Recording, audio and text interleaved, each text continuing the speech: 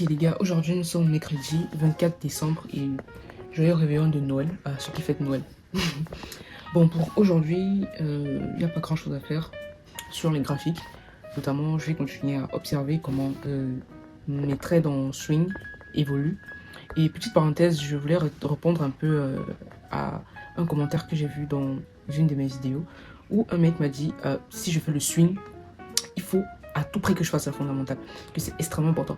Alors je sais pas, ok, moi je ne suis pas du tout de ceux qui vont fonctionner selon lesquels il y a une norme à suivre en trading.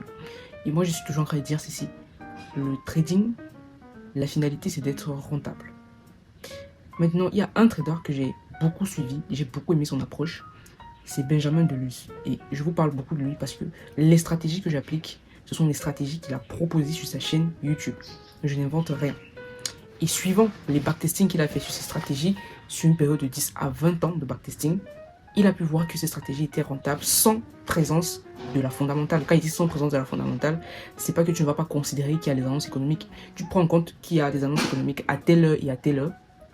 Et ce n'est pas sur une analyse fondamentale que tu vas baser l'open de tes trades. Je ne sais pas si vous voyez un peu. Donc, l'abonné qui m'a dit, je ne sais pas s'il est abonné, celui qui m'a dit en commentaire qu'il faut que je fasse obligatoirement l'analyse fondamentale. Je suis désolé de te le dire, mais une fois de plus, à mon avis, ça dépend de comment est-ce que tu trades. Il y a des gens qui ne tradent que la moyenne mobile. Ils sont rentables. Bon, ce que j'ai pu lire de son message, c'est que quand tu fais du swing, c'est obligatoire de faire la fondamentale. Pourtant, quand tu fais du scalp ou du day trading, c'est pas obligatoire. Moi, je crois que c'est une pensée que certains traders ont et qui est complètement fausse. Je peux vous rassurer qu'il y a beaucoup de traders qui font dans la fondamentale, ok, qui vont vous dire que même un scalper doit prendre en considération la fondamentale. Et moi, je dis ça dépend de l'approche de chacun, ok. Je ne viens pas avec une approche sur ma chaîne YouTube pour vous convaincre de faire ce que je fais. Non, je viens avec une approche sur YouTube pour vous montrer qu'en fait, c'est possible de réussir le trading, même si ça prend du temps. Je vous montre les réalités que je vis. Ma réalité peut être différente de la réalité d'un autre trader, ok? Mais moi, je vous montre la réalité que je vis et comment est-ce que je fais pour progresser. Je ne viens pas avec une idée et vous dire, les gars, vous devez faire la fonda, les gars, vous devez faire le price action, les gars, vous devez faire ICT, les gars, non, je suis pas là pour vous dire ce que vous allez faire.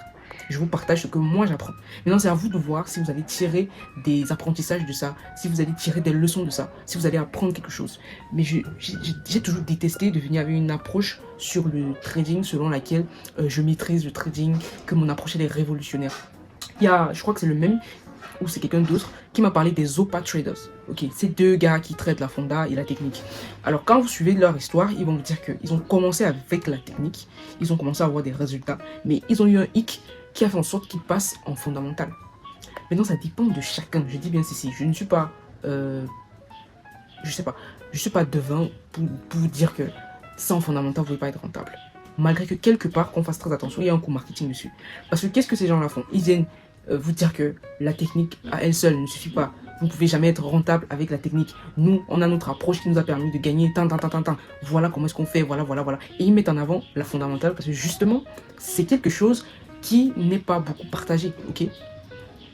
Et du coup, pour eux, ça fait un coup marketing pour avoir des clients pour leur formation. Donc, moi, je dis souvent que évitez le suivisme monotonique. Ok, si ça vous convient faire la fondamentale, allez-y. Moi j'ai dit ceci, je vais essayer d'observer toutes les sphères qu'il y a dans le trading. Parce que faites aussi attention. Moi je connais des traders qui disent que la fondamentale ne sert à rien. Ce qui compte, quand ils disent ne sert à rien, c'est-à-dire l'analyse fondamentale, que Donald Trump a fait ci, la Chine a fait ça, le Japon a fait ceci, je sais pas moi, ou l'Union Européenne a fait cela. Ces analyses-là, il y a des traders qui vont vous dire que ça ne sert à rien. Que ce qui compte le plus, c'est le carnet d'autres. Je ne sais pas si vous avez entendu parler du carnet d'autres. Mais il fut un temps où on glorifiait le carnet d'autres, que grâce au carnet d'autres, on va pouvoir voir des choses qu'on ne voit pas sur le graphique. Des choses que nous, les traders retail, nous sommes aveugles sur les graphiques. Donc, vous voyez qu'à un certain moment, il y a des coûts marketing et faites vraiment très attention. Au final, moi, je dis que le plus important, c'est la finalité. Qu'est-ce qu'on recherche tous? La rentabilité. La question, donc, c'est comment être rentable. Et si vous prenez 100 traders, je peux vous rassurer que les 100 traders ne vont pas faire la même chose. Il y a des traders qui ont des stratégies. Ils ne s'exposent pas sur les réseaux sociaux, mais si vous voyez ce qu'ils arrivent à générer, c'est extraordinaire.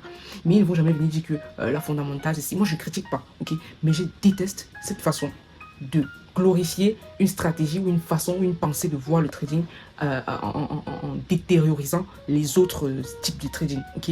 Moi, je ne vais jamais critiquer quelqu'un qui trade les supports résistance. Je ne vais jamais critiquer quelqu'un qui fait le RSI. Pire encore, ceux qui font ICT, SMC. Moi-même, j'ai travaillé ICT, j'ai travaillé SMC, ok?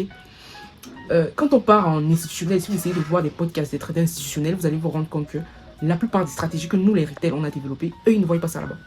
Ce qu'on peut voir en institutionnel, c'est qu'ils font de la fonda, ils font du price action et aussi ils font les carnets d'ordre, order flow. Il y en a aussi ça dans la fondamentale parce que ce sont des outils qu'ils utilisent. Et moi, je dis souvent que ceux qui traitent dans l'institution, ils ont des informations que nous, on n'a pas. Que même si on fait l'analyse fondamentale, il y a des choses qu'on ne pourra pas connaître, que eux ils ont, parce qu'ils ont tout à leur disposition. Tout. Donc, je ne suis pas en train de dire que vous ne devez pas traiter la fondamentale. Si quelqu'un d'entre vous traite la fondamentale, accompagné de l'analyse technique, il ajoute les carnets d'ordre et autres, s'il est rentable, tant mieux. Si toi tu fais ICT, tu es rentable, tant mieux. Ok, moi je ne viens pas avec une approche de vous convaincre de faire quoi que ce soit. Et du coup, je reçois tous les conseils qu'on me donne. Je ne dis pas que non, je ne prends pas. Si quelqu'un me dit, bon, moi je pense que tu devrais faire ceci parce que ça va te permettre de ci et ça, ci et ça, je prends en considération ça. Mais j'ai horreur des pensées selon lesquelles tu dois obligatoirement faire ça parce que pour être rentable. Je suis désolé, ça ne fonctionne pas comme ça avec moi. C'est pas comme si je vous oblige à faire du swing, les gars. Beaucoup d'entre vous, il y a des day traders, il y a des scalpers, il y a beaucoup de gens qui m'ont dit, pourquoi tu fais du swing trading? Ne fais pas le swing trading. Quand tu fais le swing trading, j'ai eu beaucoup de messages des gens qui m'ont dit, va plutôt en day trading, va plutôt en scalping. Chacun fait ce qu'il convient pour être rentable. C'est tout. C'est comme quand vous partez dans des jeux de haut niveau. Je prends l'exemple du basketball. Stephen Curry a sa façon de shooter. Vous n'allez jamais voir un basketteur qui va venir dire à Steph Curry que c'est pas comme ça qu'on shoot. Si tu veux marquer 10 fois plus de paniers, il faut plutôt shooter comme ça. Quand on prend LeBron James, il a sa façon de shooter, il a sa façon de dunker. Mais il n'y a pas un coach qui va venir dire si tu veux beaucoup plus dunker, tu dois obligatoirement faire comme ça. Non. Certes, au départ, quand ils ont commencé à apprendre le basket, on les a appris les bases du basketball. Mais après, c'est eux qui ont défini leur style de basketball qui leur permettent de faire du panier, de faire des belles passes, tout ce qui va avec. Mais quand vous observez chaque joueur professionnel, que ce soit dans n'importe quel sport, chacun a son style. Ok? Mais il y a des bases qui sont là. Donc moi je dis, chacun doit avoir son style de trading. Le plus important, c'est d'être rentable. Et la rentabilité, on n'est pas dans une compétition. Parce que quand tu trades, au pire des cas, si vous êtes en groupe, si tu es en live avec des gens, ou je sais pas moi, mais la plupart du temps, on est seul devant les graphiques. Du coup, on n'est pas là pour chercher à savoir qui fait 90% par an, je sais pas moi, sur son compte. C'est pas ça qui compte. Le but, c'est que, est-ce que j'ai fini mon année et j'ai pu être positif? Première question. Deuxième question, quel a été mon pourcentage en termes de rentabilité? Si tu peux faire des efforts pour évoluer, c'est-à-dire faire évoluer ton pourcentage, malgré que quelque part on ne maîtrise pas le marché. C'est la même chose quand on joue au football. On dit souvent que le ballon est rond. Du coup, on peut avoir une équipe plus forte que l'autre, mais c'est celle qui est moins forte qui vient gagner. Parce qu'il y a un côté qu'on ne prend pas en compte, la psychologie, beaucoup d'éléments. Bref, je prends tous ces exemples pour faire comprendre quelque part que n'entrez pas dans ces discussions éphémères où il faut tout le temps critiquer l'autre pour dire que non, si tu veux être rentable, il faut obligatoirement faire ça. Je prends aussi ceux qui font ICT SMC. Tous les gars, la plupart qui font ICT SMC, ils vont toujours venir dire que si tu ne traites pas ICT SMC, c'est toi la liquidité. Oh, les gars, on se croit où? Donc à un certain moment, il faut voir qu'il y a un coût marketing derrière pour vous vendre des formations, des accompagnements. En soi, c'est pas mauvais. Pour vendre, il faut faire le marketing, mais réfléchissez très bien avant de vous aligner avec certaines façons de faire. Moi, quand vous me voyez, je suis quelqu'un qui est très hors mode, ok? Je suis toujours quelqu'un qui essaie de trouver ma propre voie, quitte à voir ce qui se passe ailleurs et créer mon propre chemin. Je ne suis pas quelqu'un qui va aller s'agripper. Il y a quelqu'un qui m'a demandé quel était mon âge, j'ai dit que je suis dans la vingtaine, ok? A priori, la plupart des filles de 20 ans de mon âge, qui sont dans la vingtaine, quel est leur style de vie? Chercher les sugadadis, chercher les gars, mettre les perruques, aller à la fête, machin. Moi, je suis du genre sport, lecture, machin et autres. Quand on me voit, on me dit, la fête est trop bizarre. C'est pas une question de bizarre, je me sens bien dans ça. Pour moi, être habillé d'une certaine façon, extravagante, faire certains trucs, ça ne colle pas avec moi. Mais tu vas voir, il y a des gens qui vont dire que non, tu es une fille, donc tu dois faire... Attendez, c'est-à-dire, à un certain moment, essayez de vous remettre en question. Moi, je dis souvent ça, il faut toujours remettre en question certaines choses, même vos propres pensées, vous pouvez les remettre en question. Et je pense que l'être humain a un ego surdimensionné, au point où parfois, il peut être dans la bêtise pendant 1000 ans, mais le gars va continuer à croire à sa bêtise. Justement parce qu'il va voir que se remettre en question, accepter d'avoir eu tort, je ne dis pas que trader la fondamentale c'est mauvais. Moi je ne critique pas, ok? Mais je ferai l'effort d'aller voir ce que c'est que la fondamentale et réellement voir, parce que la question qu'on doit se poser, c'est est-ce que si je fais la fondamentale, mon pourcentage de rentabilité va augmenter? C'est ça la question. La question c'est pas je fais la fondamentale parce que certains traders ont dit que ou bien certains traders ont pu faire ceci. À la fin, chacun son style. C'est comme si vous voyez des gens qui font ICT SMC. Vous allez aussi courir aller faire ICT SMC. Moi, au moment quand j'ai commencé à utiliser ICT SMC, ça ne passait pas pour moi. J'ai laissé ça. J'ai laissé. Donc les gars, c'est un peu ce que je voulais vous partager ce matin, malgré qu'il y avait aussi autre chose que je voulais montrer. J'espère que ça enregistre. Ouais, ça enregistre. Donc alors ce matin, j'ai un peu parcouru les graphiques. Ok, je vous montre ça rapidement. Alors ça, c'est le trait que j'ai pris sur le gold hier, en démo. Donc on m'a fait sortir ici. Enfin, je crois que si vous avez vu toute la vidéo d'hier, vous allez comprendre. Je vais pas me répéter. Le prix avait fait une belle évolution. Attendez, je cherche ça ici. Hop, hop, hop, hop. Voilà, le trade a fait une belle chute, comme j'avais prédit, mais après il est remonté. Donc là, je suis en train de travailler la stratégie que je vous ai dit, sur laquelle je bosse actuellement. Et j'ai décidé de travailler cette stratégie pendant 1 an pour collecter le max de data. Donc tout ce que je vais vous parler sur cette stratégie durant les 12 prochains mois, ok, ça sera en démo.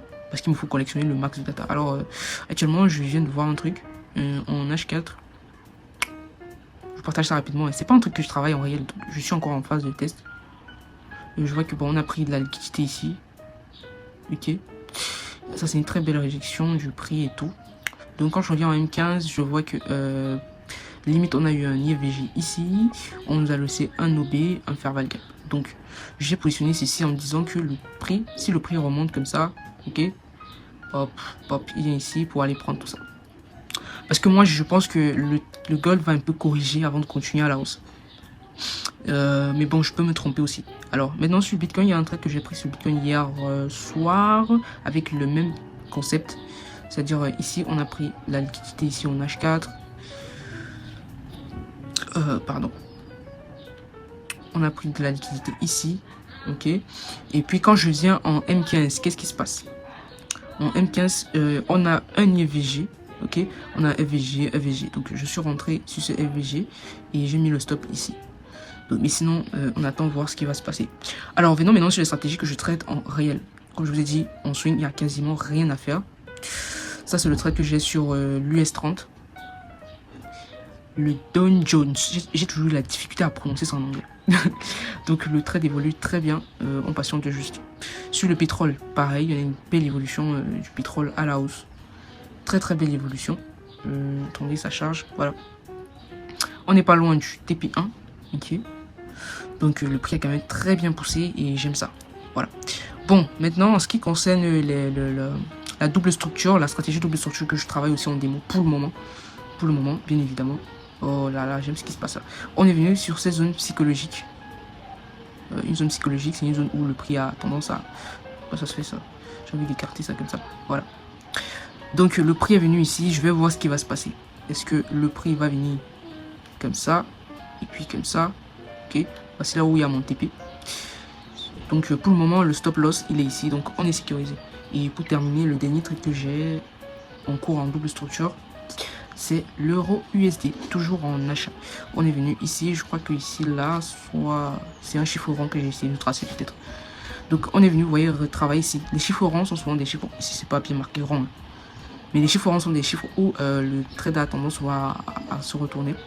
J'attends vraiment qu'on casse le niveau-ci.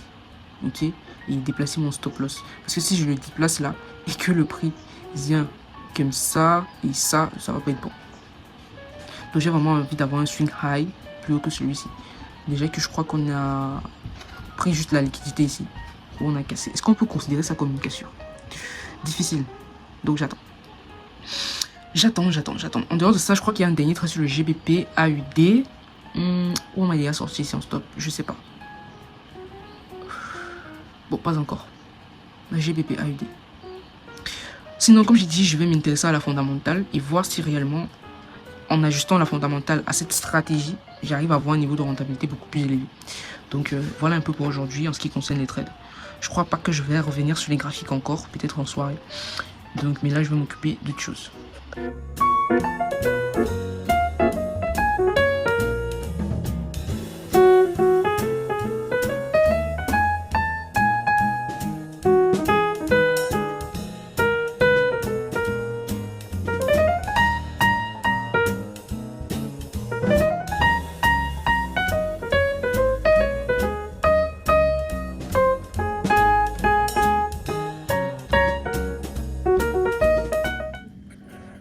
Bon les gars, actuellement on a coupé le courant et il est 19 h. Je comptais faire une vidéo pour vous montrer un peu tout sur les graphiques et autres. Mais bon, on a coupé le courant. En plus le Cameroun joue aujourd'hui contre le Gabon. pour la canne. Donc on a coupé le courant. Là j'ai allumé la torche de mon téléphone pour filmer. Vous pouvez voir là, on a mis la torche dehors. Donc coupé de courant, je ne peux quasiment pas vous faire une vidéo comme ça. Et en plus le flash dans mes yeux c'est saoulant. Donc sinon sur les graphiques, pas mal d'évolution. Et puis je travaille sur autre chose que je voulais vraiment vous partager. Mais bon, ça sera peut-être demain. Donc on se dit à demain. Ciao.